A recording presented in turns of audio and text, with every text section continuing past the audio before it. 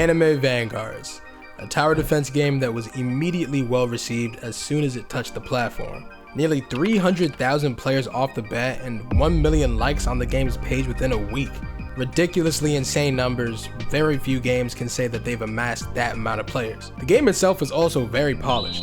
Unlike most anime tower defense games that were released recently, Anime Vanguards felt the closest to reviving what Anime Adventures had left. Clearly, by being able to retain a constant player count of at least 200,000 players, the devs are doing a lot right. But that doesn't mean that there isn't any issue with the game. In fact, the biggest problem isn't a bug, it's not a quality of life issue, it has nothing to do with the game. The biggest problem Anime Vanguards has is how it's being run. Their one continuous decision to not do something is a massive point of tension within the game's community. And today, I'm gonna go over what that is. By the way, if you guys want to see more heavily edited videos like this one, I'd appreciate it if you could subscribe. I love hearing what you guys think about videos like these, whether it be thoughts on the topic or just feedback on how I make these. I enjoy it all, so you should also join the Discord below too, and let me know what y'all thinking. Thanks for just clicking on the video though, and without any more delay, let's discuss what Anime Vanguard's biggest problem really is.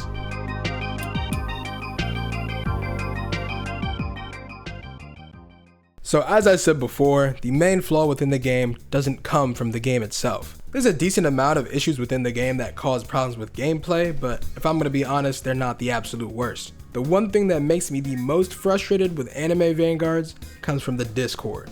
And that one thing is the developers and their communication, the absolute lack of it. The communication between the developers and their community is almost non-existent, at least when it comes to what's going on within the game. Thankfully, as content creators, we're able to speak to devs more often so we can voice our concerns sometimes, but it's not like we have permanent access to talk to them. We can't ping them whenever we want, just like everyone else. But anyways, there's two specific times where this issue of no communication has been extremely apparent, and one of them was the release of the game. When they had finally given the release date for the game after so long, it was a crazy moment.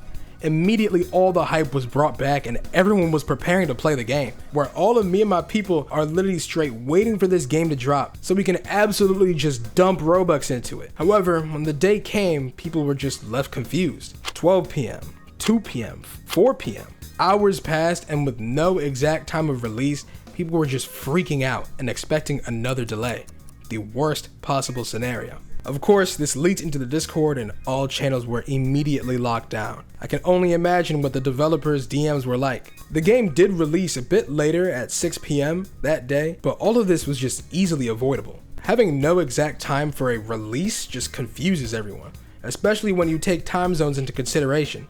Anyone from EU or a similar time zone were just completely screwed after they had stayed up for hours waiting for the release, only to be disappointed when it releases at 4 a.m. for them. Of course, people are going to be upset when they prepare for something for days, just to be let down in the end. But you know what? It was the release of the game. A lot of things must have been going on. Surely this won't happen again.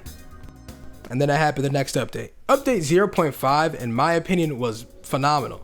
It added a great amount of content with a new raid game mode, a boss fight event, and new banner units, but they still gave no word of a time for release. Complete radio silence. It wasn't until 8:30 p.m. EST when we were told the game was going to shut down for preparation for the update, and then it reopened at 9:30. We had an hour's notice. So again, the developers haven't been giving clear release dates and times for updates, and that causes a lot of discourse within the community. Of course, I can't blame them that much, as the developers are working on a game with 200,000 players concurrently, with a Discord community that immediately filled the spots within the server the night of release, and trying to appeal to the old fanbase of a massive game that can be considered the king of anime tower defense genre of Roblox.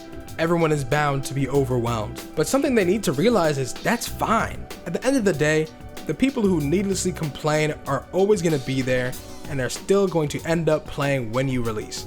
It's not a general public issue either, as us content creators were concerned too. Taking time to make updates great is something that mostly everyone is fine with. All that people ask of you is to keep them informed. I hope I'm speaking for everyone when I say that I'd be much happier with a late update if I knew what was going on with the game. Now, the devs have stated before that the reason they don't do any sneak peeks really is because they've had people try and steal things from their game or steal ideas, and they really just don't want to have to deal with that. And that's completely reasonable. But what I'm personally asking for is not for sneak peeks. I just want a solid schedule. I just want to be able to understand what's happening with the game that I like playing the most. Just to compare, Anime Adventures did exactly that perfectly.